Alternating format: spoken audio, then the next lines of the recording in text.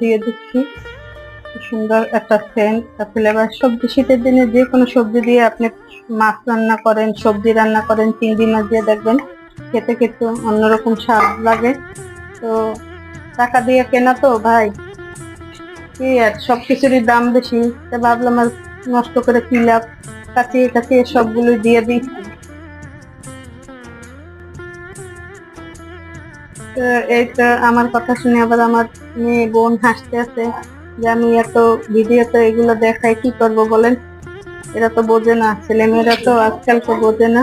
এই যে আমার হয়ে গেছে মাছ রান্না, দেখতে পাচ্ছেন মাশাআল্লাহ কত সুন্দর একটা কালার আসছে, গ্রেভিটাও সুন্দর হয়েছে। তো আমি একটু সামান্য আর একটু ঢেকে দেবো, ঢেকে দেওয়ার পর একটু ফুটিয়ে তারপর উঠিয়ে ফেলবো। তো ভিডিওটি কেমন লাগলো অবশ্যই লাইক কমেন্ট শেয়ার করে দেবেন, ভালো লাগলে কমেন্ট করবেন। কে এভাবে আমার মতো করে রান্না করে খান। সবাই ভালো থাকবেন, সুস্থ থাকবেন, আল্লাহ হাফেজ।